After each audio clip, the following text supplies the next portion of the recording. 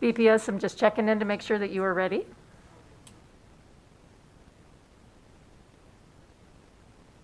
Thank you, Chair Wright. This is Sawyer from BPS. We are live to the broadcast, and you may call the meeting to order whenever you're ready. Thanks so much. All right, well, with that, I'd like to call to order the April 22nd Human Services Joint Subcommittee meeting with a roll call.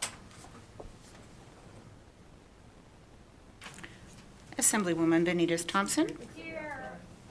Assemblywoman Carlton. Here. Assemblywoman Farson. Here. Assemblywoman Monroe Marino. Here. Assemblyman Roberts. Here. Assemblywoman Titus. Assemblywoman Tolles. Here. Assemblyman Watts. Here. Senator Canizaro. Senator Dondero Loop. Senator Hammond.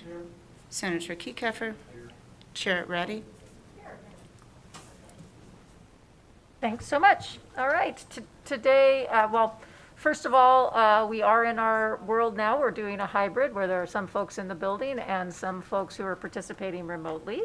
All of the same processes still apply if you'd like to participate remotely. And of course, if you're struggling, please go to the website, the legislative website, and click on the help tab, and it'll help you figure it out.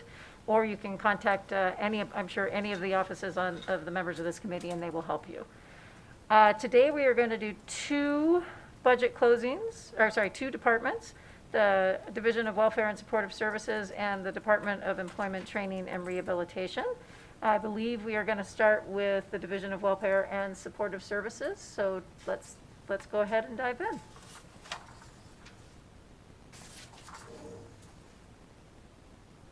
Thank you, Madam Chair. For the record, my name is Colby Nichols. I'm a program analyst with the LCB Fiscal Analysis Division. I'll be going over the two Division of Welfare and Supportive Services budgets, the first of which is the Welfare Administration budget, discussion of which begins on page 3 of your closing packet. There are two major issues associated with this account, the first of which is two enhancements, each for a new social service program specialist position. Each position will be fully funded through federal grants. For the first E275, that would be the Supplemental Nutrition Assistance Program Outreach and Administrative Grant. And the second would be the Temporary Assistance for Needy Families Program, respectively. The agency indicates each position is needed to address an increase in workload due to increased responsibilities and reporting measures that are required by the agency's federal partners for the respective programs. Details about each position are on the are contained under the bulleted list that begins at the bottom of page 4 and rolls over to the top of page 5. Regarding the social service program specialist for SNAP, the agency indicates this position's duties would include serving as a liaison with federal partners, compiling reports, assisting the division with audits, and providing certification training. The agency had indicated that existing staff are currently performing some of these duties, but having a full-time position dedicated to those would increase access to SNAP benefits and services for the population it serves. I would note that cell phone pager charges associated with this position are overstated in the executive budget, and I'll be discussing a technical adjustment to bring those in line with the actual costs. And then for the social service program specialist for Tanf, supporting documentation indicates the position's duties would include serving as a subject matter expert on the state's TANF maintenance of efforts requirements, including maintenance of effort spending, working with other agencies and community partners, and contract management of the various contracts and subgrants that are included in the TANF program. During the budget hearing, the subcommittee had asked if the position for SNAP outreach would replace contracted staff that were currently performing some of those duties. In response, the agency confirmed that the contract position would be eliminated, but the agency would give preference to that incumbent contractor in filling the new state position if approved. The subcommittee inquired whether a reduction to the agency's authority for contract staff was included in the decision unit to offset some or all of the costs of that recommended new position. And in response, the agency indicated it did not include a reduction of contract expenditures in order to retain the ability to utilize contract staff in the future if needed. Following the budget hearing, fiscal staff has worked with the agency and the governor's finance office to correctly align the operating costs, resulting in a technical adjustment to reduce cell phone and pager costs by $13,970 in fiscal year 22 and $13,790 in fiscal year 23, with corresponding reductions in revenues. And those adjustments are reflected on the first page of this closing document. Inclusive of that technical adjustment, the total cost of the social service program specialist for SNAP included in decision unit E275 would be reduced to $76,912 in fiscal year 22 and $97,563 in fiscal year 23. In addition, the subcommittee asked the agency to provide more information regarding changes to the federal programs and regulations that are contributing to the agency's increased workload. In response, the agency testified that several of the agency's programs had seen significant changes either in caseload or in program scope in response to the COVID-19 pandemic. In particular, the agency cited the creation of the Pandemic Electronic Benefits Transfer Program, which provided additional SNAP benefits to enrollees during the pandemic, as a specific example. In addition, the agency indicated that support for SNAP outreach and the Tanf program was being provided by existing staff as time permitted.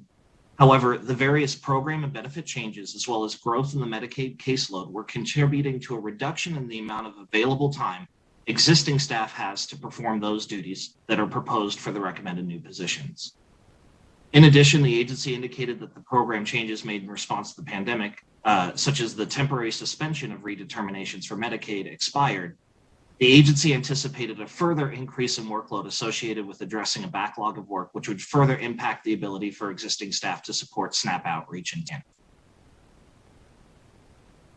Does the subcommittee wish to recommend approval of one social service program specialist funded with SNAP administrative grants with the noted technical adjustment to reduce cell phone pager costs, resulting in total expenditures of $76,912 in fiscal year 22 and $97,563 in fiscal year 23 to support SNAP outreach, as well as one social service program specialist funded with TANF grants totaling $73,130 in fiscal year 22 and $93,601 in fiscal year 23 to support the TANF program, as recommended by the governor.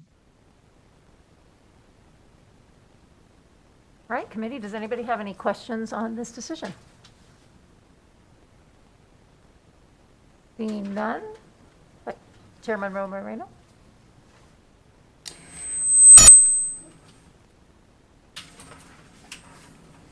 Thank you, Madam Chair.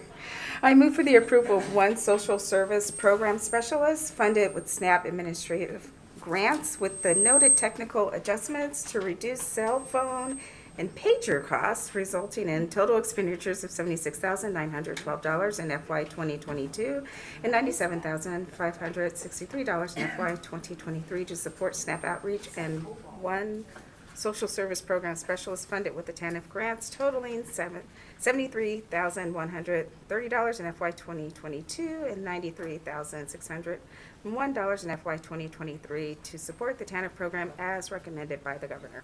Second. All right, I have a motion from Assemblywoman Monroe Moreno, a second by Senator Dondero Loop. Any discussion?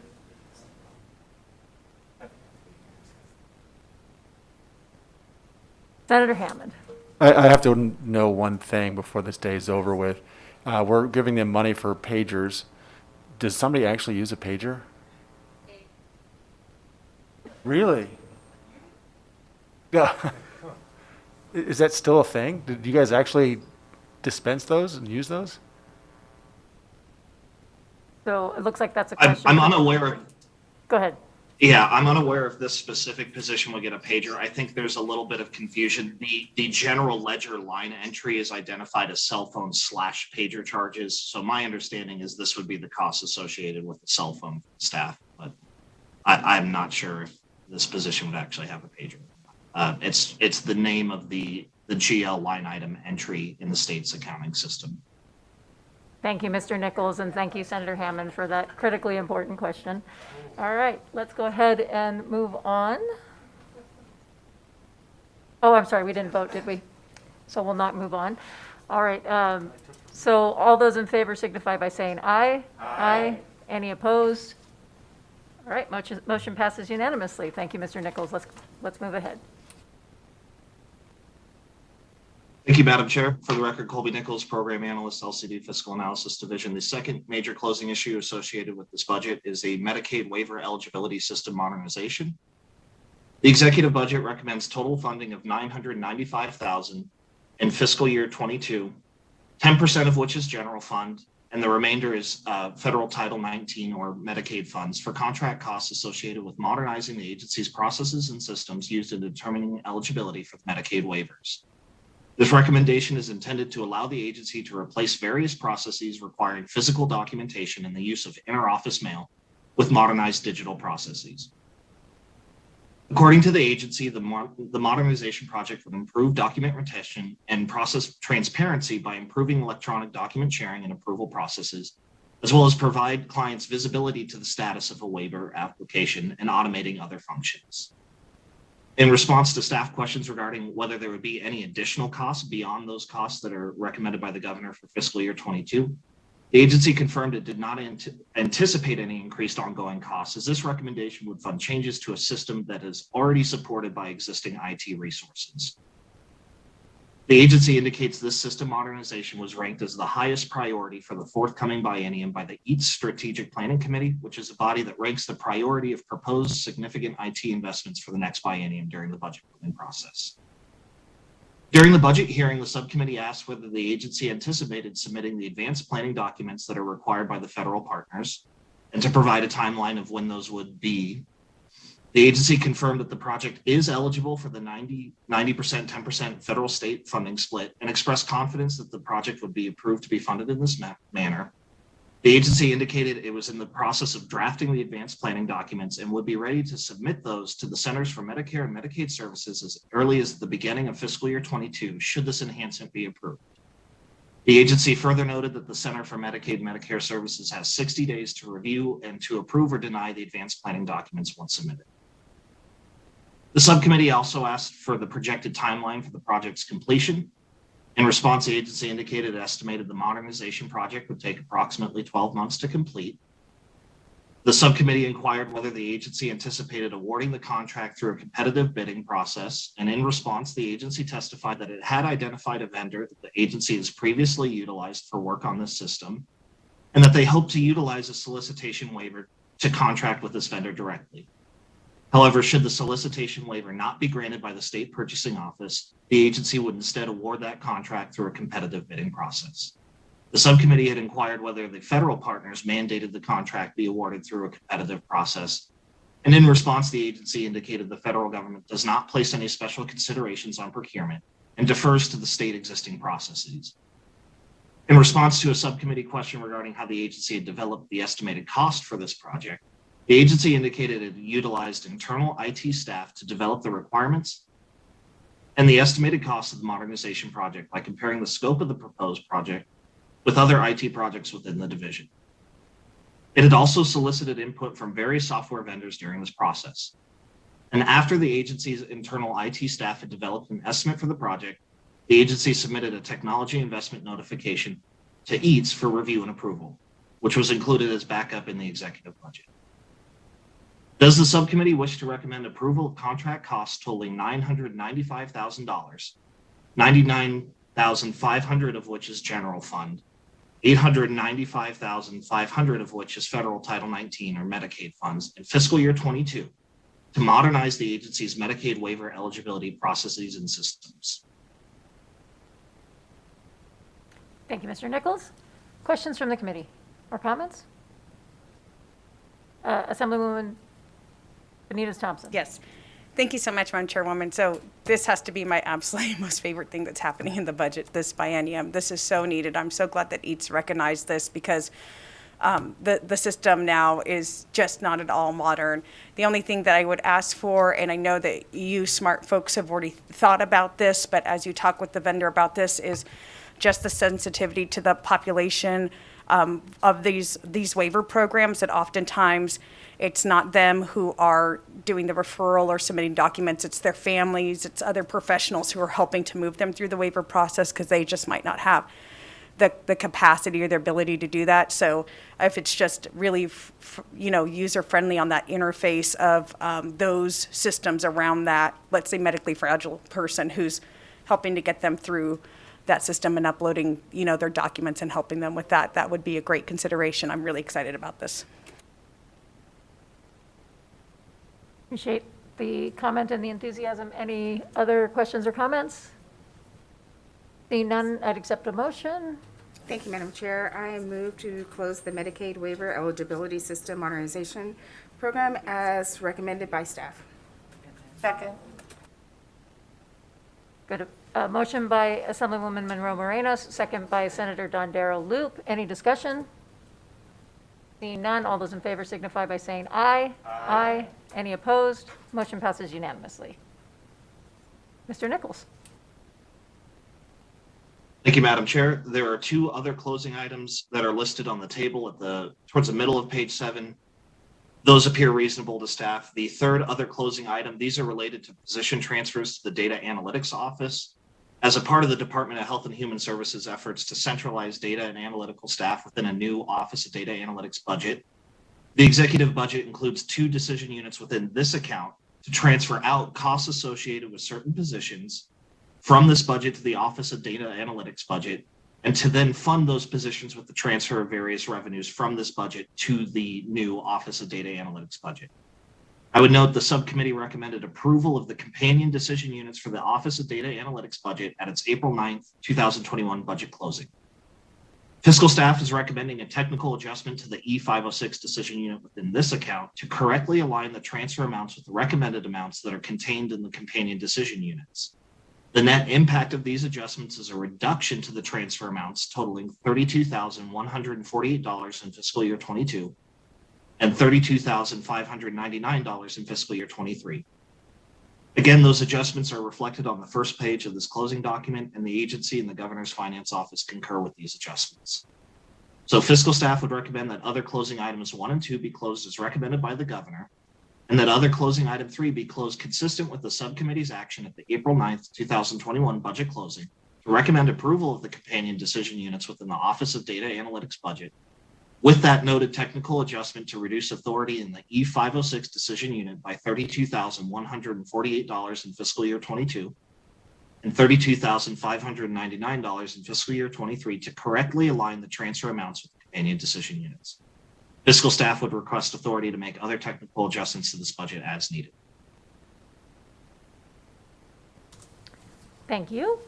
Any questions or comments from anybody on this one? Seeing none, I'll take a motion. Thank you, Madam Chair. I move that closing items 1, 2, and 3 be closed as indicated by staff and authorize staff to make any technical adjustments as necessary. Second. Motion by Assemblywoman Monroe Moreno, second by Senator Don Darrell Loop. Any discussion? Seeing none, all those in favor signify by saying aye. Aye. Any opposed? Motion passes unanimously. Mr. Nichols. Thank you, Madam Chair. Again, Colby Nichols, Fiscal Analysis Division. The second division of Welfare and Supportive Services for discussion today is the Welfare Field Services budget, discussion of which begins on page 11 of your closing packet.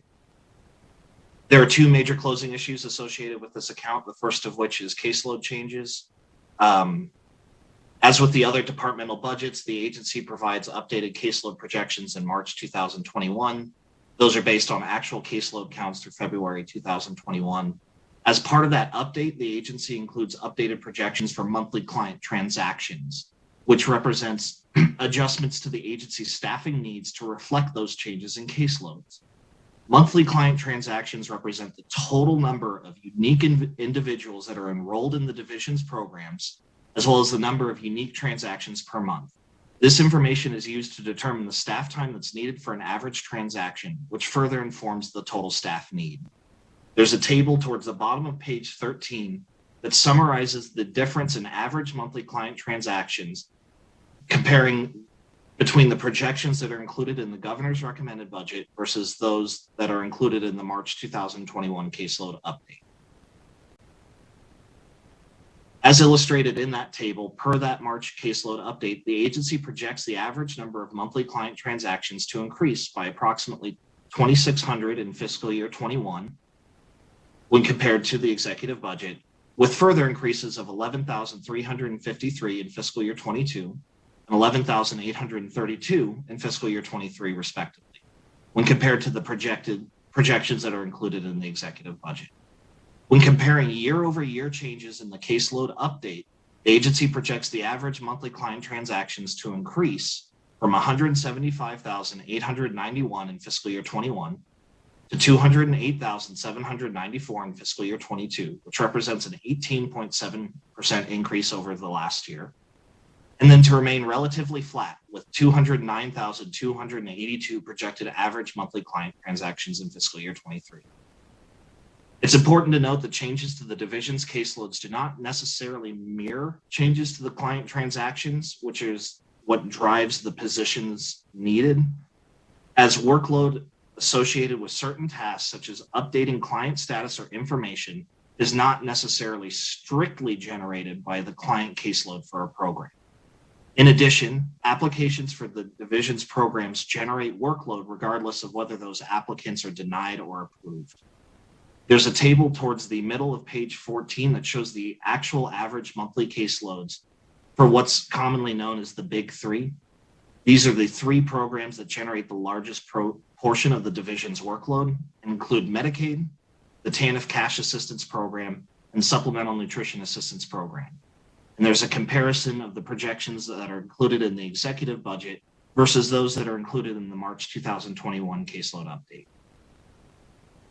The agency indicates that projected changes in average monthly client transactions are used to determine the amount of family service specialist positions that would be needed to meet the projected demand. The agency then determines the number of support, managerial, and administrative staff that are needed using a series of staffing ratios to ensure that there are sufficient staff resources and that each position's duties are in line with its classification. There's a table on the top of page 15 showing the recommended new positions to address the projected increase in average monthly client transactions, as well as a comparison between the positions that were contained in the governor's recommended budget versus those contained in the March update.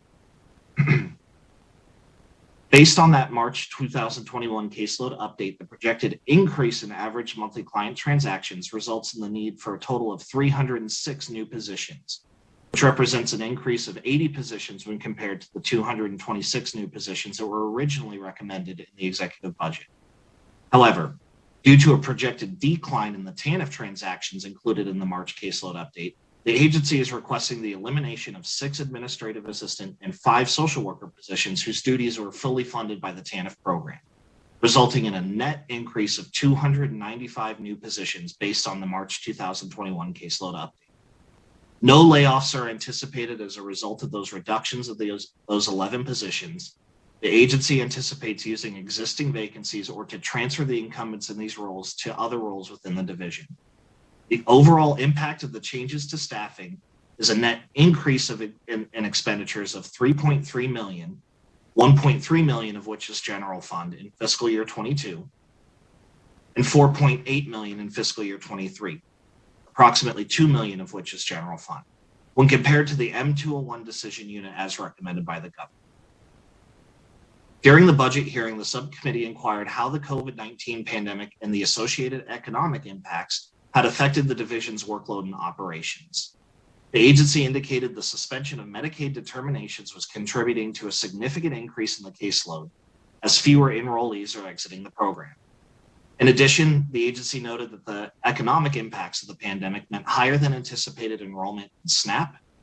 And finally, the agency indicated that enhanced unemployment insurance benefits that were instituted in response to the pandemic were pushing the household income of potential TANF enrollees above the threshold for eligibility, which was contributing to the decreases in the TANF caseload.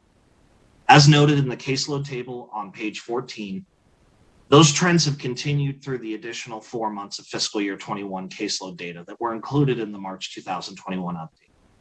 The agency testified it believed the agency's increased workload was directly correlated to the pandemic's impacts.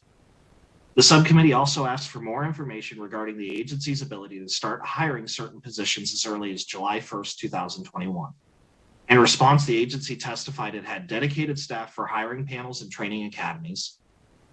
The division noted it conducts quarterly training academies and recruitment was an ongoing and continual process. The agency expressed confidence it would be able to successfully fill these positions using these processes, as recent recruitments had received strong interest from applicants.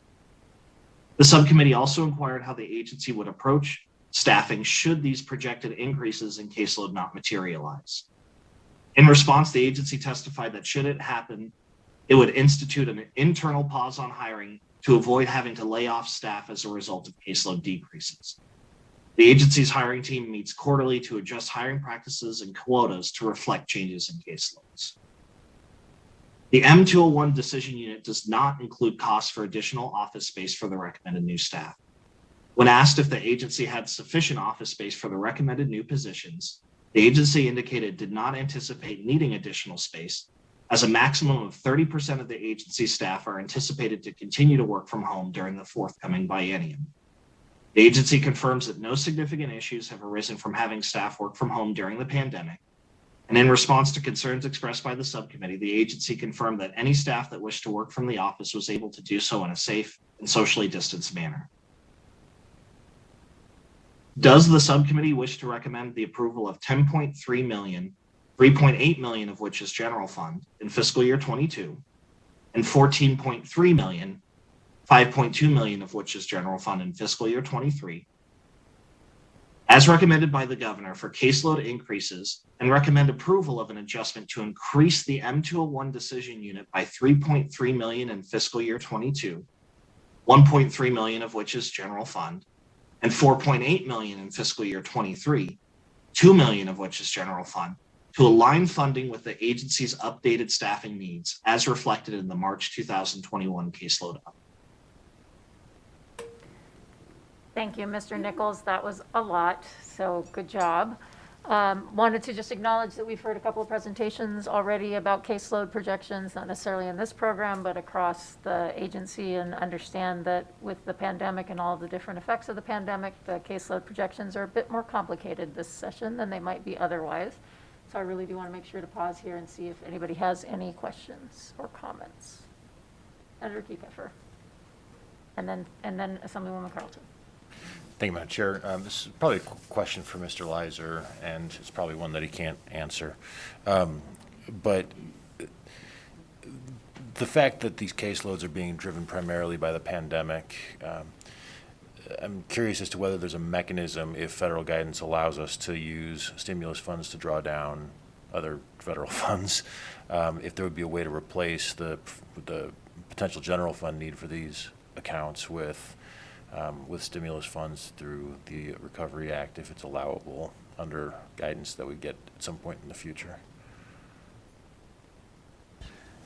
For the record, Brody Leiser, Fiscal Analysis Division, and I'm going to surprise the subcommittees here and indicate that we do not yet have guidance on the federal stimulus dollars. So we will note that question down, Senator Kiefer, but at this point we don't have the guidance to be able to respond to that. Yeah, certainly I understand the guidance problem. I'm wondering if there's a mechanism, though, to potentially swap out the funds if it's eventually allowable and the legislature chose to do so. If the depending on the timing, if federal funds became available, say, after the budgets were closed and after the money bills were approved, the mechanism, I believe, would be to authorize the use of federal funds either through future legislation or through a work program through the IFC process, in which then general funds, if it came through the work program process as a recommendation through the governor's finance office and then came to IFC, the procedure or mechanism would be that the general funds would then be placed into, say, category, what we refer to as category 93, to be reserved for reversion to the general fund.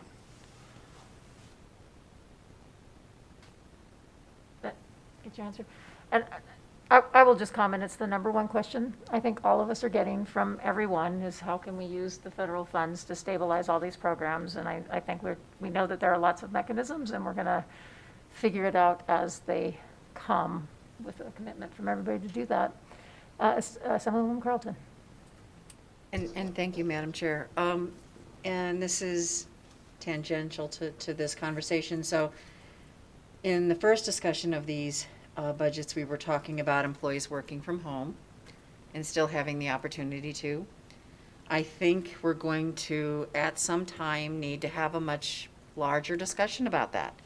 There is a cost to working at home, having the technology, and there's the financial cost. There's also the mental cost and the family cost that is all involved in it. And if the state is going to start moving in that direction, I believe we should be having conversations about that. I know we've heard that, well, they have a choice to come back, but we all know what different workplaces are like, and we have some wonderful folks out there, but then there can be instances where there could be issues. And I think there, along the way, if this is the direction that the state is going to start going in, I think some parameters need to be set, and either differential pay, some other things that need to be involved in this conversation. Yes, there are savings on one side, but there's a cost to the employee on the other side.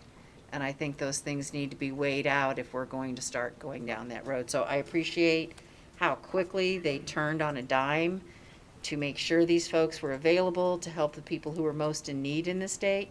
But if it's going to continue beyond just an emergency situation, then I think we need to start having a conversation about some of those guidelines in the future. Thank you, great point. Senator Don Loop. Thank you, Madam Chair. I'd just like to connect with my colleague, Assemblywoman, regarding that. I actually had a job that I worked from home, and you have printer costs, you have ink costs. I had to buy certain things to, run my desk where I was working, and so some of those things were covered, and the company reimbursed me, and some of them weren't. So I agree with her. When you start printing things and using technology, there are just costs when you're at home. So thank you for bringing that up, Assemblywoman. Okay, any additional comments or questions on this particular budget? All right, I'm looking for a motion. Thank you, Madam Chair. I move that the caseload changes in NT 201 be closed as recommended by staff. Second. Motion from Assemblywoman Monroe Moreno, second from Senator Don Loop. Any discussion? Being none, all those in favor signify by saying aye. Aye. Any opposed? Motion passes unanimously. Thank you. Mr. Nichols? Thank you again, Colby Nichols for the record, LCB Fiscal Analysis Division. The second major closing issue associated with this account are 10 new positions to establish a new recovery through employment unit. The executive budget recommends additional TANF block grant revenues of $660,719 in fiscal year 22 and $830,316 in fiscal year 23 to fund 10 new positions and the associated costs to establish a new recovery through employment unit. The new unit would collaborate with community partners and employers to help identify pathways to employment for TANF recipients in recovery for substance use disorder or experiencing housing instability. There's a series of bullet points beginning at the bottom of page 16 and rolling over to the top that shows which positions are included. That includes one new social services manager position that would be stationed in Las Vegas, as well as 9 new workforce service representative positions that would be stationed across the state. The intent of the new unit would to aid the division in providing TANF clients that are experiencing substance abuse issues or housing instability the opportunity to gain and maintain meaningful employment to help them overcome these issues. During the budget hearing, the agency provided additional information regarding how it identified the need and the service model for this enhancement. The agency testified that they had modeled this recommendation based on New Hampshire's recovery-friendly workplace program, which encouraged employers to develop work environments that were conducive to recovery from substance abuse issues. The agency indicated that historically it had approached TANF recipients achieving employment as the end goal of that program. However, it had identified that employment could serve as a resource that provides purpose, social interaction, and stability to TANF recipients that are in recovery. The agency clarified that these positions would not be providing direct counseling or support to recipients, as those services are already being provided by the agency's social workers, who provide that one-on-one case management to the recipients. that the staff included in this recommendation would work to identify employers in Nevada who would be willing to work with employees in recovery with the goal of incorporating employment into the recipient support system. During the budget hearing, the subcommittee asked the agency to clarify how it had identified TANF grant revenues as an appropriate funding source for these new positions, and whether there were any alternative funding sources available. The agency indicated that there was no alternative funding available through the typical revenue sources, such as SNAP or Medicaid grant funds. And the agency clarified that the new positions would be focused specifically on securing employment for TANF recipients, which was the justification for the use of the TANF block grant funding. The subcommittee asked for more information regarding how the agency anticipated distributing the 9 workforce service representative positions across the state. The agency indicated it would be assigning those positions based on the number of potential employers in the state. Accordingly, the agency anticipates most of those positions would be stationed in Clark County, with a smaller number located in northern Nevada, and the agency testified at least one of the positions would be stationed to serve rural areas of the state as well. The subcommittee also inquired whether employees that opted to participate in this program would be eligible for any incentive from the agency. The agency indicated it anticipated employers that participated would be eligible for an existing TANF workforce development incentive for the new employees of Nevada program. This incentive offers $2,000 to employers that employ TANF recipients upon meeting certain criteria. And the incentive is used to pay up to 50% of the employee's salary or training hours. And the agency indicated that if the recovery through employment unit were successful, the agency may have to request additional authority in the future for those incentives as more employers entered the program through the recovery through employment unit's efforts. Does the subcommittee wish to recommend approval of the 10 new positions and associated costs to establish the new employment through recovery unit, funded with TANF block grant revenues of $660,719 in fiscal year 22 and $830,316 in fiscal year 23, as recommended by the governor? Thank you, Mr. Nichols. Questions or comments on this one? Assemblywoman Carlton. Thank you very much, Madam Chair, and I appreciate this program. I think we're thinking outside the box. We're trying to help people become employed. Right now, unemployment is very high. It's probably going to be a little harder ask at this moment, but I believe eventually we will get there. The one concern that I have is a long time ago, and my memory has got parts of it, that we had tried another program like that and had to come back and have a second conversation because employers were just churning employees. They would take the grant, they would work them, they would keep them for a little while, and then they would let them go and move on to the next employee because they could get the subsidy for that employee. So I hope that as the requirements for this program are developed, that you take that churn into consideration and make sure that there's accountability on the back end, and this program is truly benefiting the employer and the prospective employee, and not just the employer, because the last thing we want to do is give someone hope, have them get a job, feel successful, and then all of a sudden not have that job anymore and feel like they're back at square one. So this is all about changing the dynamic and the culture of that employee. So just a bit of a warning that we want to make sure there's an accountability measure in there on the employer side also. Thank you, Madam Chair. Thank you. Any further questions or comments? Seeing none, I'll take a motion.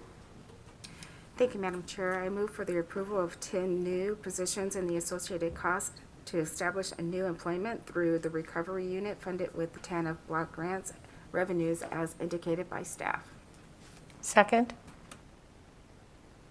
Thank you. Any discussion? Seeing none, I have a motion by Assemblywoman Monroe Moreno, second by Senator Dondero Loop. All those in favor signify by saying aye. Aye. Any opposed? Motion passes unanimously. Mr. Nichols.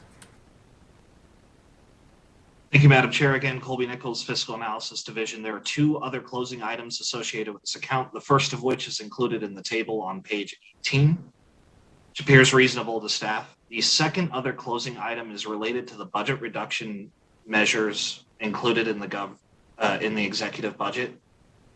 And so to achieve targeted budget reductions, the executive budget recommended the closure of 4 agency offices in Las Vegas, as well as maintaining certain permanent and intermittent positions vacant in fiscal year 22 only. However, on April 1st, 2021, the Joint Senate Committee on Finance and Assembly Committee on Ways and Means took action to approve the governor's recommendations to eliminate or hold vacant those various positions for the purposes of budget reductions on a statewide basis. In addition, the Joint Committee's preliminary approved authorizing American Rescue Plan coronavirus state and local fiscal recovery funds to restore those positions effective October 1st, 2021, pending guidance from the federal government on the allowable uses of the funds, and provided fiscal staff with authority for necessary technical adjustments. Following the April 1st meeting of the money committees, fiscal staff has confirmed with the agency that the leased offices proposed to be closed in this enhancement would need to remain open to accommodate the decision to restore those positions that were recommended to be held vacant, as well as those additional positions that were included in the M201 decision unit discussed prior.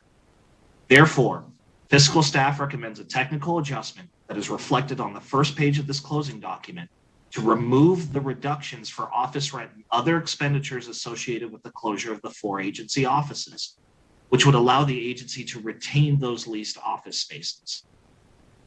This adjustment results in additional operating costs of $1.4 million in fiscal year 22, $467,684 of which is general fund, and $1.5 million in fiscal year 23, $477,313 of which is general fund. As revised with that noted technical adjustment, this decision unit would reduce personnel-related expenditures to achieve total savings of $3.6 million in fiscal year 22 only, $1.4 million of which is general fund. As the decision that was made by the money committees on April 1st included the restoration of all costs associated with this enhancement, which included office lease costs and not solely the personnel costs, the subcommittee may wish to recommend that the joint full committees reconsider its action regarding this decision unit to ensure that the costs recommended to be restored are only for the personnel-related costs funded through general fund appropriations, should the subcommittee recommend approval of that technical adjustment discussed prior. So fiscal staff would recommend that other closing item 1 be closed as recommended by the governor, and that other closing item 2 be closed with that noted technical adjustment to reinstate costs associated with the leased offices, resulting in additional funding of $1.4 million in fiscal year 22, $477,313 of which is general fund, and $1.5 million in fiscal year 23, $467,684 of which is general fund, and therefore recommend to the joint full committee that it reconsider its original motion, which included the restoration of office lease costs using ARPA funds, which was preliminarily approved on the April 1st, 2021 joint meeting of the Senate Committee on Finance and the Assembly Committee on Ways and Means. Finally, fiscal staff would request authority to make other technical adjustments to this budget as needed. Thank you, Mr. Nichols. Do we have any other comments or questions? Assemblywoman Tolles. Thank you, Madam Chair. I'm just wondering if there's anything that would allow us to sublease those spaces so that they don't just sit vacant. Mr. Nichols, do you have it? Go ahead.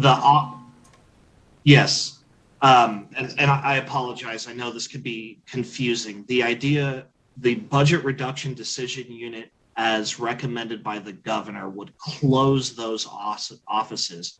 However, following the March 2021 caseload update, which increased the staffing need for the agency, as well as the preliminary recommendation to reinstate the positions that were recommended to be held vacant, the intent of the technical adjustment is not to restore those lease costs so those offices would sit vacant.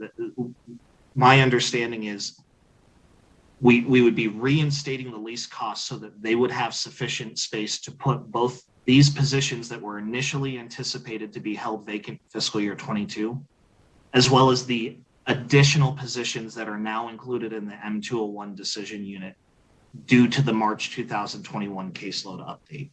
I hope that clarifies things. I'm happy to answer any other questions you might have. So we're putting people in those offices. Thank you. Thank you. It's a good clarification. We're going to keep the office and we're going to put people in the office. All right.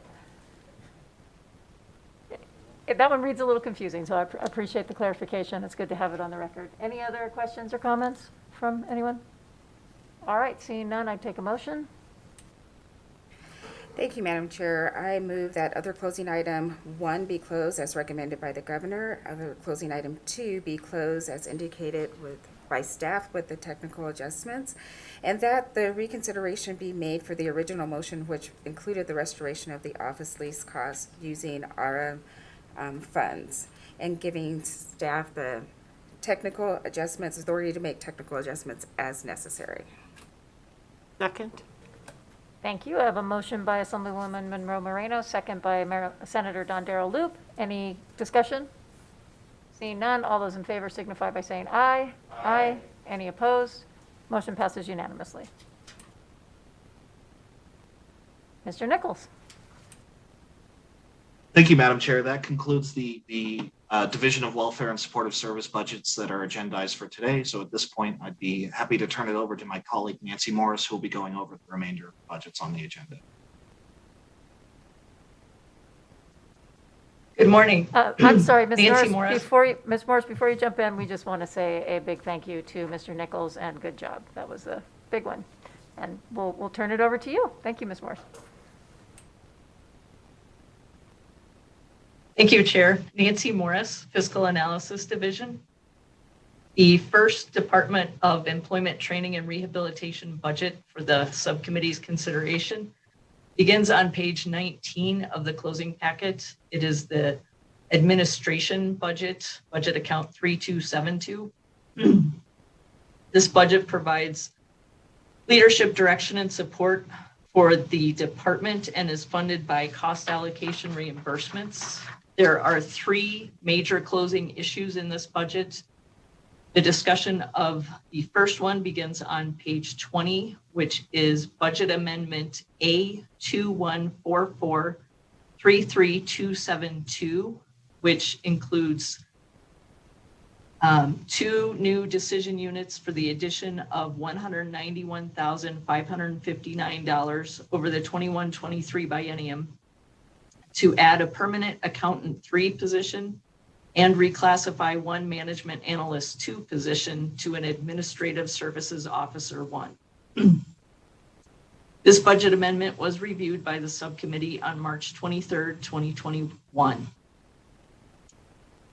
The agency indicates the accountant position is needed to perform duties that were previously completed by the Controller's Office. The Controller's Office informed the department that it would no longer compile the Unemployment Compensation Fund financial statements. In an April 16, 2021 follow-up memo, the agency indicated the Controller's Office decision is related to previous material errors in financial statements prepared by the Controller's Office that have occurred, resulting in audit findings. The agency indicates that to provide qualified staff to prepare Unemployment Compensation Fund financial statements, the new accountant position is recommended as existing DETR staff do not possess the required skill set. The budget amendment includes interagency transfers of Federal Unemployment Insurance Administration grant funding from the unemployment insurance budget of $74,764 in fiscal year 2022 and $102,935 in fiscal year 23 to support this position, since the position's work is directly related to the unemployment insurance program. The administrative services officer position included in this decision unit is recommended to be reclassed because the position is currently providing supervision to 4 accountant technicians and 7 accounting assistants, which is out of class for a management analyst and consistent with the administrative services officer class specification. The decision for the subcommittee on page 21 Does the subcommittee wish to recommend approval of Decision Unit E231 of Budget Amendment A214433272 to add an Accountant 3 position funded with transfers in from the unemployment insurance budget of $177,699 over the 21-23 biennium? And does the subcommittee wish to recommend approval of Decision Unit E806 of Budget Amendment A214433272 to reclassify a Management Analyst 2 position to an Administrative Services Officer 1 position funded with cost allocation reimbursements of $13,860 over the 21-23 biennium? Thank you, Ms. Morris. Questions or comments from the committee? Seeing none, I'd take a motion. Thank you, Madam Chair. I move to approve this decision unit as described by staff's indication, their explanation. Second. Got a motion from Assemblywoman Monroe Moreno, second from Senator Don Darrell Loop. Any discussion? Seeing none, all those in favor signify by saying aye. Aye. Any opposed? Motion passes unanimously. Ms. Morris? The second major closing issue in this budget is Budget Amendment A2152237. Sorry, A215223272.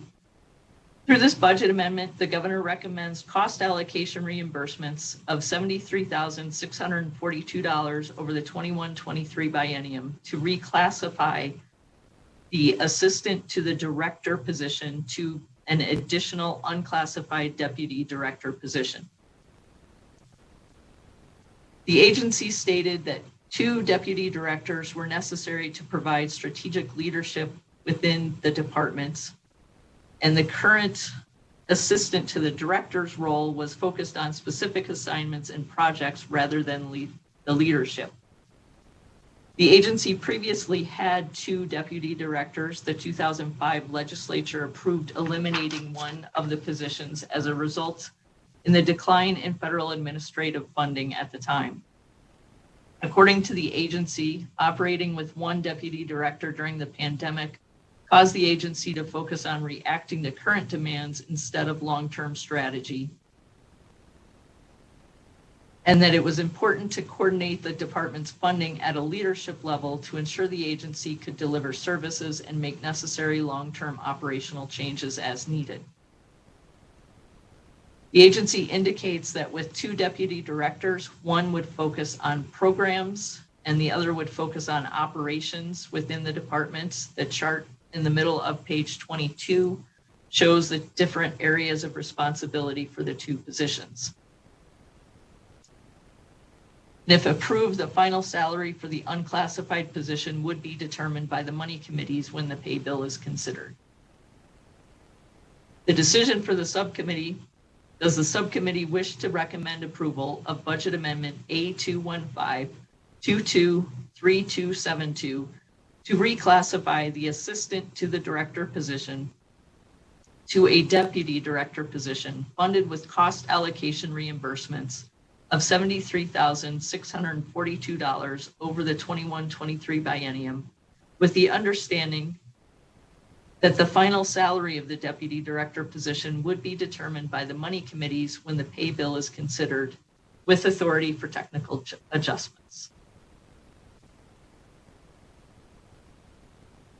Thank you, Ms. Morris. Questions or comments on this one? Seeing none, I'll take a motion. Thank you, Madam Chair. I move for the approval of Budget Amendment A215223272 as noted and described by staff, and give the authority for staff to make technical adjustments as needed. Second. Have a motion from Assemblywoman Monroe Moreno, a second from Senator Don Darrell Loop. Any discussion? Seeing none, all those in favor signify by saying aye. Aye. Any opposed? Motion passes unanimously. Ms. Morris? Thank you. Major closing item number 3 in this budget is the transfer of the Office of Workforce Innovation and Nevada P20 workforce reporting budgets to Dieter. As noted in the budget hearing for this budget, the transfer was recommended because both Owen and Dieter received funding from the Federal Workforce Innovation and Opportunity Act grants. According to the agency from the March 4th hearing, the move would provide operational efficiencies for fiscal and human resources activities and allow the divisions to more easily share information and funding. In addition, the P20 workforce reporting would benefit from being in the same department with Dieter's research and analysis division because they worked with similar types of data and would be able to more effectively utilize the information. Assembly Bill 459 was introduced on April 8th, 2021 to effectuate the move of Owen to Dieter. And during the April 14th, 2021 joint meeting of the Assembly Ways and Means and Senate Finance Committees, in closing the Owen budgets, the committees approved the governor's recommendation to move the Owen and P20 workforce reporting budgets to Dieter, contingent upon enabling legislation. The decision for the subcommittee is, does the subcommittee wish to recommend approval of moving Owen and the P20 workforce reporting budgets to Dieter and associated cost allocation changes consistent with the actions of the Senate Committee on Finance and the Assembly Committee on Ways and Means actions in closing the Office of Workforce Innovation and P20 workforce reporting budgets contingent upon enabling legislation. Thank you, Ms. Morris. Questions or comments on this one? Senator Kiefer. Thank you, Madam Chair. As I recall, when we closed this budget, I objected to the transfer to Owen, but I lost, so I'm not going to make not vote against this one since it's needed to effectuate the change. Thanks. Thank you for the explanation, Senator. Assemblywoman Carlton. And thank you very much, Madam Chair, and thank you very much, Senator Kiefer. That's the way things are supposed to be done in this building, and I appreciate you remembering that. Thank you. Okay, singing Kumbaya today here in the Money Committees. Any other comments or questions? All right, I'll take a motion. Thank you, Madam Chair. I move for the approval of moving Owen and the P2 workforce reporting budgets to Dieter and the associated cost allocation changes as indicated by staff. Second. A motion from Assemblywoman Monroe Moreno, a second from Senator Don Darrell-Loop. Any discussion? Seeing none, all those in favor signify by saying aye. Aye. Any opposed? Motion passes unanimously.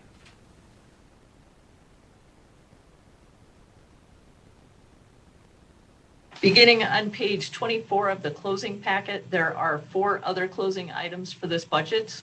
All appear reasonable with the noted technical adjustments in other closing item number 4. Fiscal staff recommends other closing items 1 through 3 be closed as recommended by the governor, and other closing item 4 be closed with the noted technical adjustments. Fiscal staff requests authority to make other technical adjustments as necessary. Questions? Seeing none, I'll take a motion. Thank you, Madam Chair. I move that other closing items 1 through 3 and be closed, and item 4 as indicated by staff. Second. Thank you. Motion by Assemblywoman Monroe Moreno, seconded by Senator Don Darrell-Loop. Any discussion? Madam Chair, just for clarification, the motion included authority for technical adjustments by staff. That's correct. Thank you. We're very fond of technical adjustments by staff. Any other comments or questions? All right, seeing none, all those in favor signify by saying aye. Aye. Any opposed? Motion passes unanimously.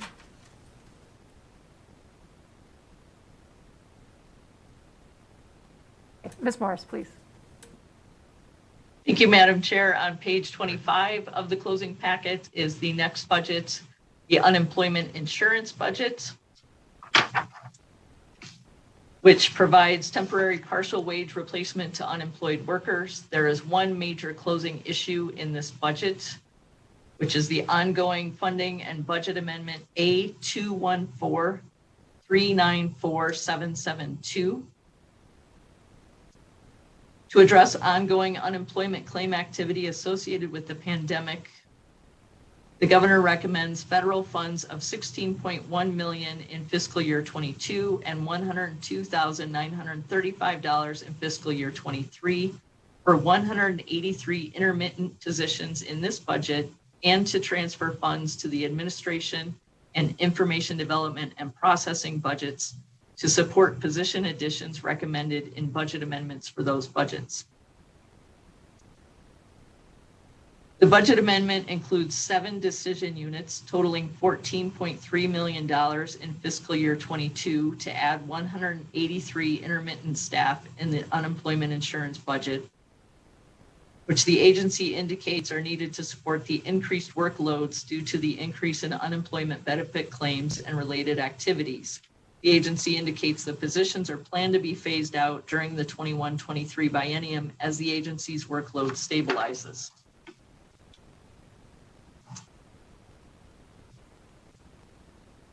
As of April 12th, 2021, the agency indicated 138 of the currently authorized 183 intermittent positions were filled, and the agency was recruiting to fill the remaining 45 positions.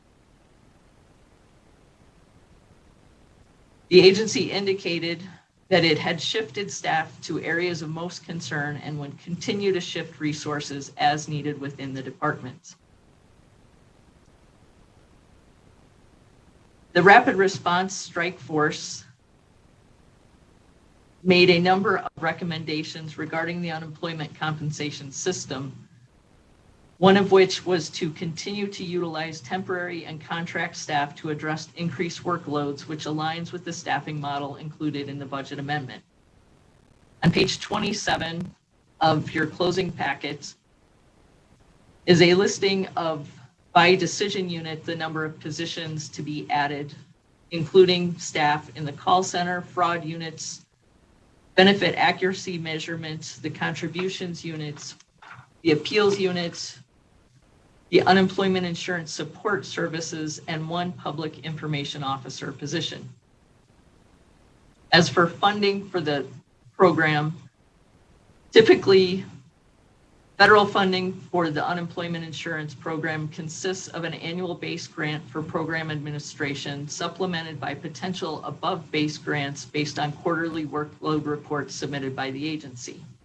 During fiscal year 2020 and 2021, the agency received increased unemployment insurance administrative grant funds, as well as additional federal administrative grant funding through actions such as the CARES Act to fund certain programs, such as the Pandemic Unemployment Assistance Program, which based on current federal law has been extended until September of 2022, suggesting that administrative funding for this program would continue to be available in fiscal year 2022. The budget amendment includes $6.9 million in federal administrative grant funding, $2.8 million in federal administrative above base grant funding, and $6.5 million in pandemic unemployment assistance administrative grant funding. For the above base grant, the agency stated that based on calculations using current workloads and timing of receiving above base grant awards compared to when the actual increase in activity occurred, the agency projects that adequate funding would be available to support costs in the budget amendment. Historically, above base funding has not been included in the legislatively approved budget. This funding is not guaranteed until the grant is received. During the March 23rd, 2021 budget hearing, the agency expressed confidence that sufficient funding would be available to support costs in the budget amendment. The amount of administrative and above base grant funding that would be available to the agency in the 21-23 biennium is uncertain and the agency may need to adjust its staffing plan if federal funding is lower than anticipated in fiscal year 2022. Conversely, if additional federal funding is available in the 21-23 biennium and workloads remain high, the agency may need to request work programs to support additional operational costs. Subsequent to the March 23rd, 2021 hearing, the agency indicated the funding source in Decision Unit E901 for transfers to the Information Development and Processing budget was incorrect and requested a technical adjustment. The $1.7 million included in the budget amendment as submitted was comprised solely of unemployment insurance administrative grant funding, and the agency indicates the funding should be comprised of $1.5 million of unemployment insurance administrative grant funding, $197,862 of pandemic unemployment assistance, and $65,954 of pandemic emergency unemployment compensation administrative grant funding to fund 2 of the positions in the information development and processing budget who would be assigned to fraud prevention. If the subcommittees wish to recommend approval of the budget amendment, fiscal staff recommends a technical adjustment to align the funding sources of the transfer. The top of page 29 is the decision for the subcommittee. Does the subcommittee wish to recommend approval of budget amendment A214394772, including federal funds of $16.1 million in fiscal year 22 and $102,935 in fiscal year 23 to support 183 intermittent positions in this budget and transfers to the administration and information development processing budgets with the noted technical adjustments, and approval for staff to make further technical adjustments based on the subcommittee's actions in closing the administration and information development processing budgets. Thank you. Ms. Morris, questions or comments on this one? Seeing none, I'll take a motion. Thank you, Madam Chair. I move for the approval of Budget Amendment A214394772 as stated by staff, and authorize staff to make technical adjustments based upon the subcommittee's action in closing the administration and information development processing budgets. Thank you. Second? Thank you. I've got a motion by Assemblywoman Monroe Moreno, second by Senator Dondero Loop. Any discussion? Seeing none, all those in favor signify by saying aye. Aye. Any opposed? Motion passes unanimously. There are 3 other closing items in this budget as shown on page 29, 2 with technical adjustments. With the noted technical adjustments, these recommendations appear reasonable. Fiscal staff recommends other closing item 1 be closed as recommended by the governor, and other closing items 2 and 3 be closed with the noted technical adjustments. Fiscal staff requests authority to make other technical adjustments as necessary. Thank you. Any questions, anyone? Seeing none, I'll take a motion. Thank you, Madam Chair. I move that other closing item 1 be closed as recommended by the governor, and other closing items 2 and 3 be closed with the noted technical adjustments. Also authorizing our fiscal staff to make other technical adjustments as necessary. Second? Thank you. I've got a motion by Assemblywoman Monroe Moreno, second by Senator Dondero Loop. Any discussion? Seeing none, all those in favor signify by saying aye. Aye. Any opposed? Motion passes unanimously.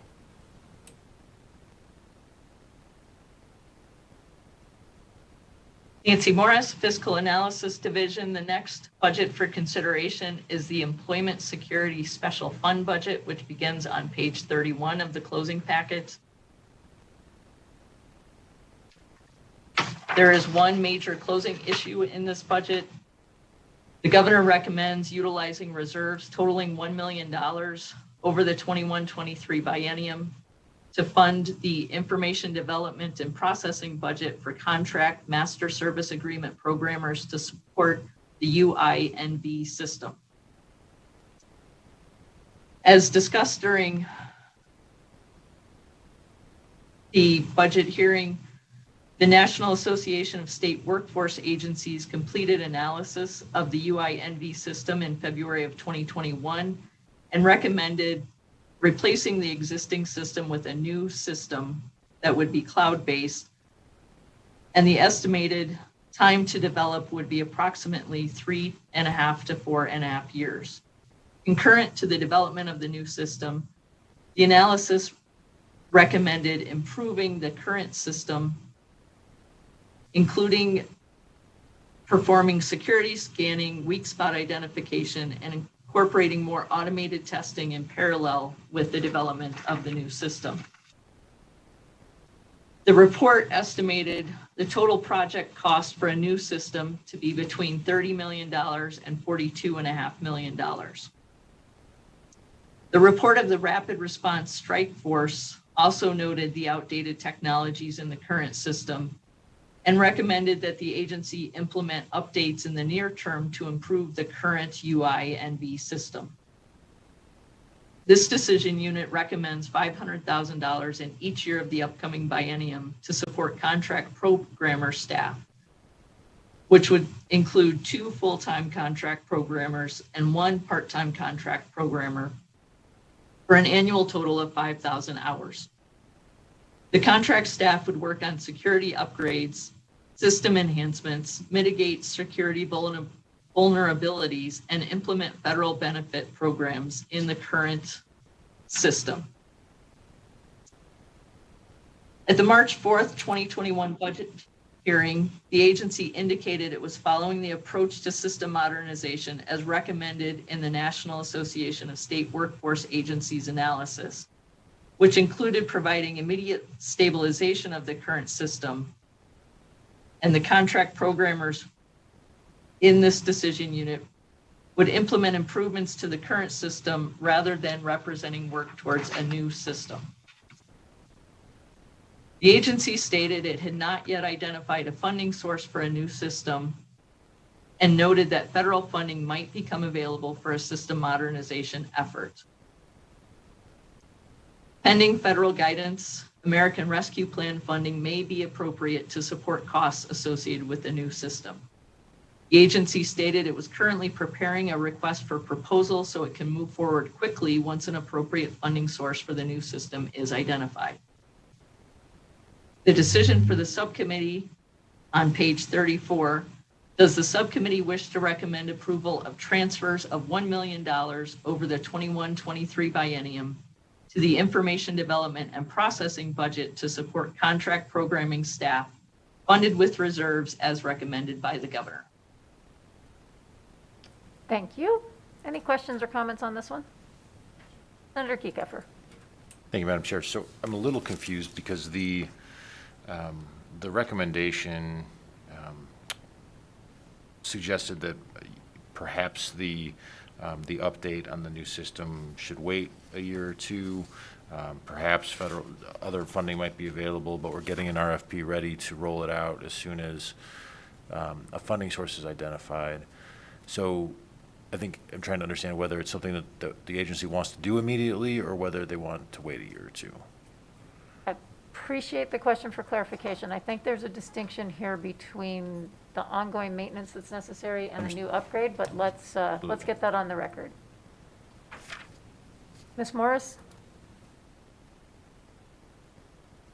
The agency had indicated that this contract staff would support the current maintenance to the system and that the agency was still identifying the funding source for implementing a new system. They had also communicated they expected the RFP to take some time before the system could actually be developed and deployed. I believe the agency is available if the chair wishes for further clarification. Thank you, Madam Chair. I understand the decision unit on the budget is to maintain our current system, but I think it would be helpful to know if we could get a quick answer on the agency's position as to whether they would want this money now, if we could find it, that would be helpful.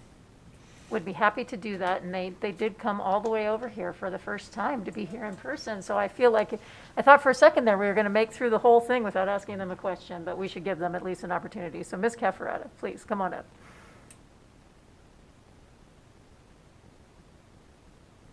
Good morning. Thank you for the opportunity. My name is Elisa Cafferetta. I'm the director of DEETR. So yes, the current funding in the decision unit would help with stabilization and updates that are immediately needed. Every time there's a role change, we need to make some programming changes, and so that is excellent. As Ms. Morris indicated, the RFP would need to detail all of the business requirements, and that's a process that can take between 6 months and a year. We're actually looking at possibly hiring an agency to help us build the RFP itself, which then requires going through purchasing as well. So it will probably take us up to a year to lay out all of the requirements. We think that's going to coincide well with the guidelines around the federal funding from the American Rescue Plan. So we'd like to get started as soon as we can on that process to be ready once the funding is identified. All right, that helps. Thank you, Ms. Cafferetta. It's good to see you in person. Thank you, Madam Chair. Any additional questions or comments? All right. Seeing none, I'll take a motion. Assemblywoman Carlton? Thank you, Madam Chair. I would move to approve the transfer of $1 million over the 21-23 biennium to the Information Development and Processing budget to support contract programming staff funded with reserves as recommended by the governor. I'll second. I have a motion from Assemblywoman Carlton, second by Senator Dondero Loop. Any discussion? Did I need to include other closing items, or had we not got there yet? I do not believe we have gotten there yet. Okay, we're good. Thank you. Looks like we're good. All right. All those in favor signify by saying aye. Aye. Any opposed? Motion passes unanimously. Ms. Morris? Thank you. There is one other closing item in this budget, as noted on page 34. Fiscal staff recommends other closing item 1 be closed as recommended by the governor, and fiscal staff requests authority to make technical adjustments as necessary. Any questions? Seeing none, I would take a motion. Thank you, Madam Chair. I move that closing item 1 be closed as recommended by the governor and authorize fiscal staff to make technical adjustments as necessary. Second. A motion from Assemblywoman Monroe Moreno, second from Senator Dondero Loop. Any discussion? Seeing none, all those in favor signify by saying aye. Aye. Any opposed? Motion passes unanimously.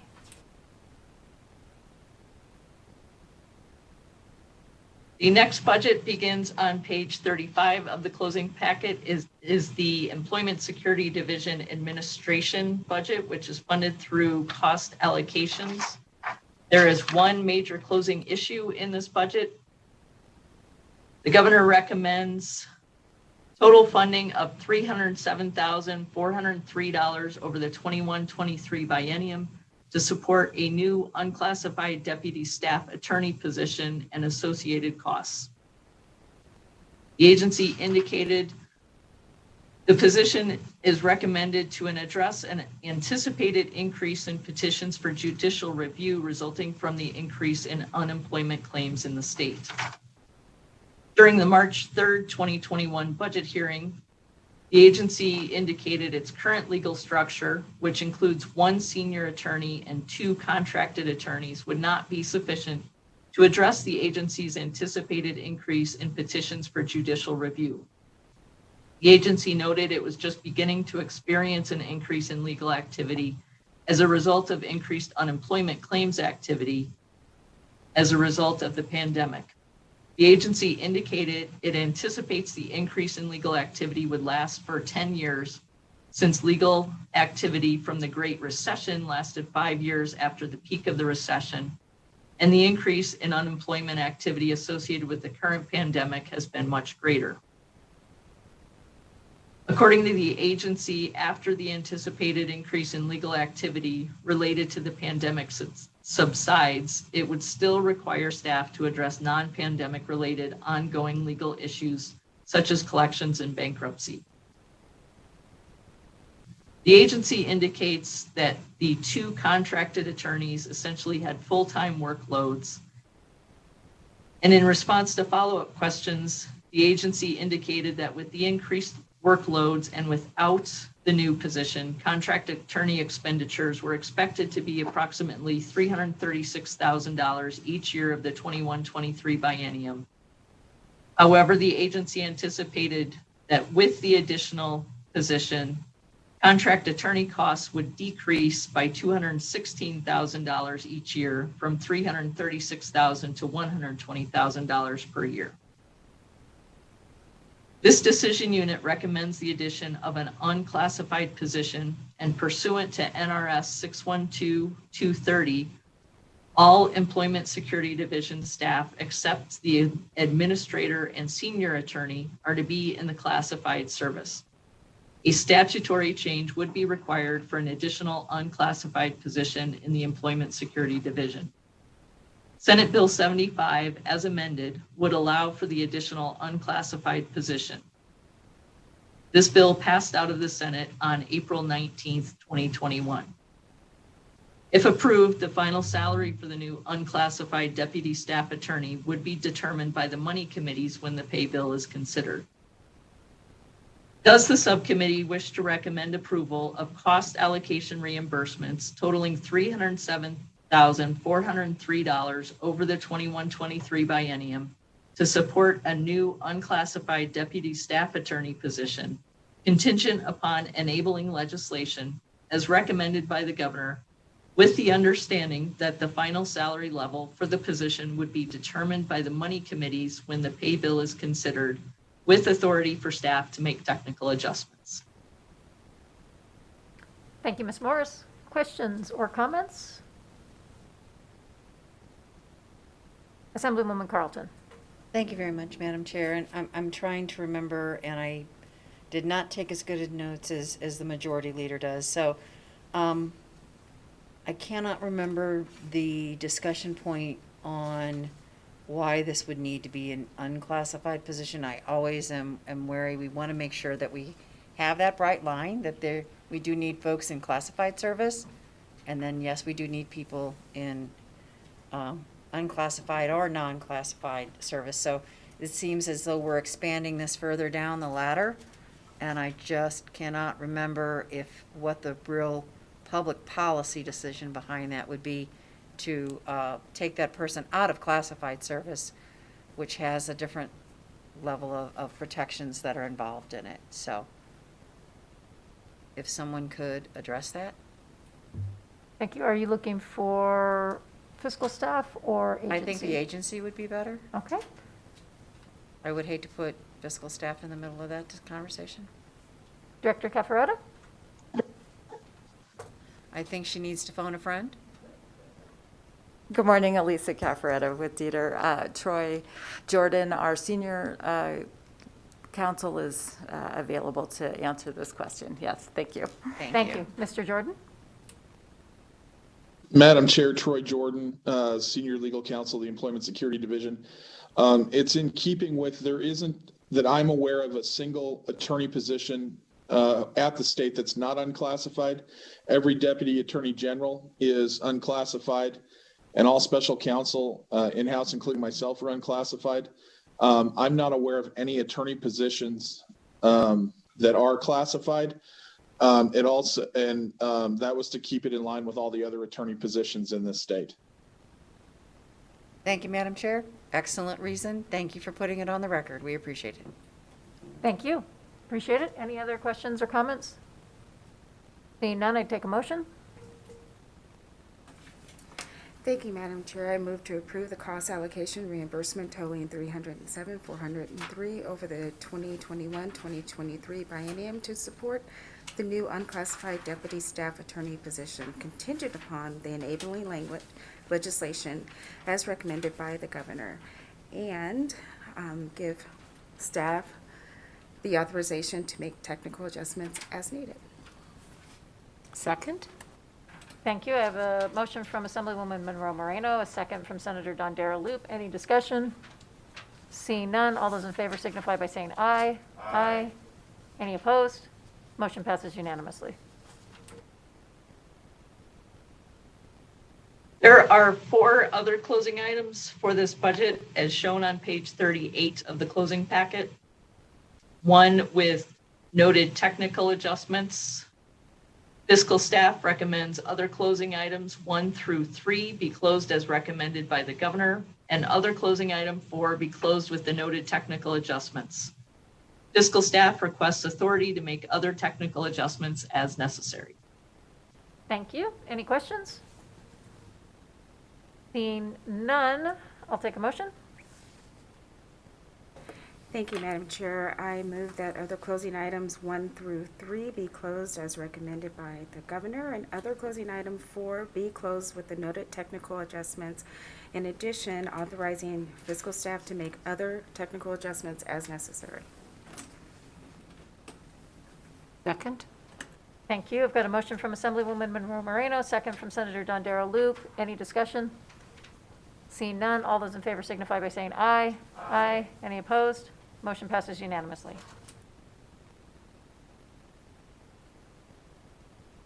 The next budget begins on page 39, the Information Development and Processing Budget, which provides information technology services to the departments. It is funded primarily through indirect cost allocation reimbursements and transfers from the Employment Security Division. There is one major closing issue in this budget, which is Budget Amendment A 2144-23274, in which the governor recommends interagency transfers of $1.7 million in fiscal year 22 to support 16 intermittent positions. During the March 23rd hearing, the agency indicated the 16 positions would include both a developer team and a technical team. The developer team would work on database applications, web support, application development, programming, cybersecurity, forensics, and project management. And the team supports the UINB system and would assist with implementing benefit programs. The technical team would provide desktop and help desk support to ensure staff is able to access information systems. The agency indicates that the 16 intermittent positions currently in the budget were created in the state's human resources data warehouse in the 4th quarter of fiscal year 2020. However, the positions were not filled at that time pending approval of a work program by the Interim Finance Committee. The work program was approved on April 1st, 2021. And according to the agency, one IT manager position had been filled. An offer at employment has been made for one additional position, and recruitments for 3 positions have been posted. Does the subcommittee wish to recommend approval of Budget Amendment A 2144-23274, including transfers of Federal Program Administration grant funding of $1.7 million from the unemployment insurance budget in fiscal year 22 to provide continuation funding for 16 intermittent positions? Thank you, Ms. Morris. Questions or comments on this one? Seeing none, I'd accept a motion. Thank you, Madam Chair. I move to approve as indicated by staff. Second? A motion from Assemblywoman Monroe Moreno, second from Senator Dondera Loop. Any discussion? Seeing none, all those in favor signify by saying aye. Aye. Any opposed? Motion passes unanimously.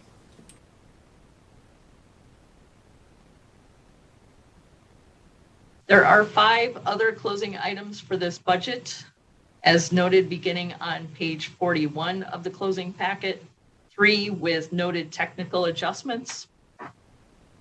Fiscal staff recommends other closing items 1 and 2 be closed as recommended by the governor, and other closing items 3 and 4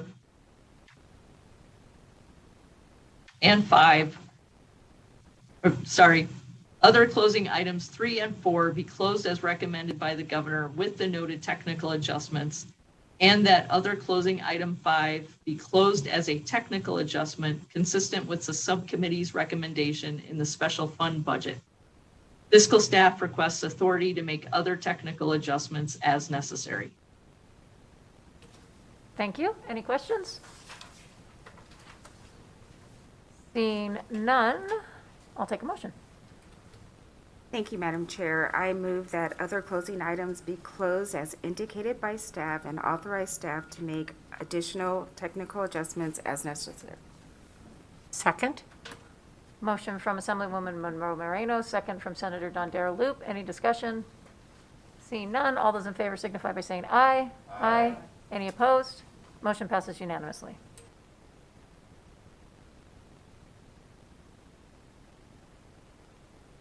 Thank you, Madam Chair. I will now begin presenting the budgets which the subcommittee has not previously reviewed for the Department of Employment, Training, and Rehabilitation, and for which fiscal staff is responsible for developing closing recommendations. I will pause following each budget to allow for questions. When I have presented the last budget in the group and questions have been addressed, the chair may wish to ask for a single motion for closing consideration on all of the budgets for which fiscal staff is responsible for developing recommendations. The first budget begins on page 43, the Equal Rights Commission, which oversees the state's Equal Employment Opportunity Program, provides mediation, investigation, and resolution of employment discrimination complaints, and also has jurisdiction over discrimination in housing and places of public accommodation.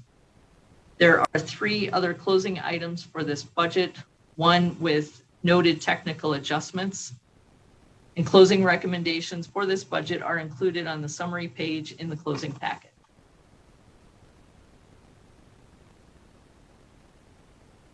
Any questions on this particular budget? Seeing none, go ahead, Ms. Morris.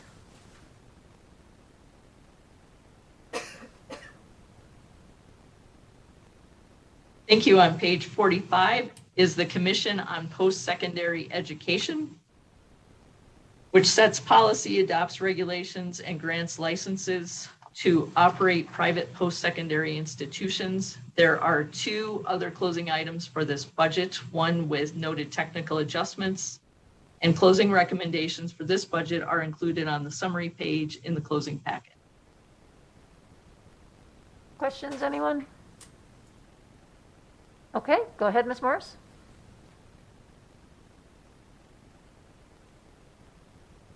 Beginning on page 47 of the closing packet is the Research and Analysis budget.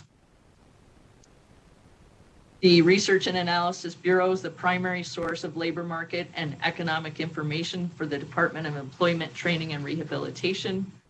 There are 3 other closing items for this budget, one with noted technical adjustments, and closing recommendations for this budget are included on the summary page in the closing packet. Questions, anyone? Seeing none, go ahead, Ms. Morris. Thank you. On page 49 of the closing packet is the Workforce Development budget.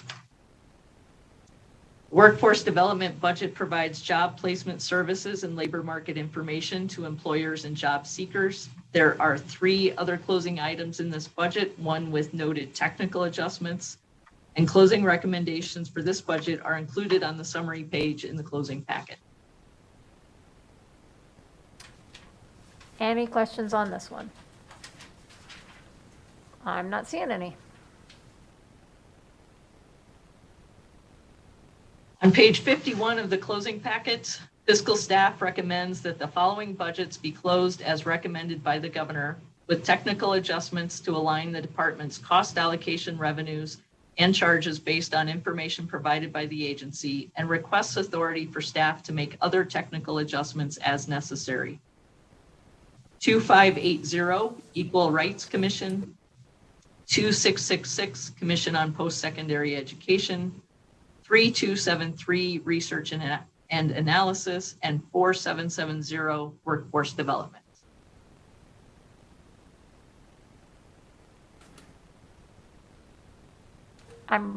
Thank you, Ms. Morris. Any questions on that motion? I'm ready for a motion. So move. Second? So we have the motion as described by staff with the motion from Assemblywoman Monroe Moreno, second from Senator Dondero Loop. Any discussion? Seeing none, all those in favor signify by saying aye. Aye. Any opposed? Motion passes unanimously. So first, I would like to thank Ms. Morris for her tremendous work on these budgets. Lots of work went into this, and I appreciate you, and as does the committee. And then I'm just going to take a little moment of privilege on this one to say, I think one of the memories that I will have from the year that was 2020 and the COVID-19 pandemic is sitting in special session. I have a seared memory in my mind of the Dieter team huddled around the conference room table in your conference room, trying to help us wade through and address the extraordinary number of Nevadans who have found themselves unemployed, all of these new programs that had been rolled out, and the extraordinary need that was associated with those. The fact that we are all here today sitting in the same room feels like a small step forward to some sense of regaining some sense of normalcy. The fact that we're doing it in masks surrounded by plexiglass with only 5 people spread out 6 feet apart is a good reminder that, well, it's a step forward, we still have a long way to go. And for this particular agency, knowing the economic tail of something like this pandemic that we will probably have long put in our come back to a more normal state of health, but that the economics of it will linger for many Nevadans and the work that needs to be done for this agency. So I just wanted to say it's good to see you here today, team from Dieter, and thank you for all of your good work. And we know that you have a lot of good work before you, and we, of course, are here to help in any way that we can. Thank you so much for being here. With that, I'll go ahead and open up public comment. BPS, can you help us out? Thank you, Chair Ratty. If you have recently joined the call and would like to provide public comment, please press *9 now to take your place in the queue.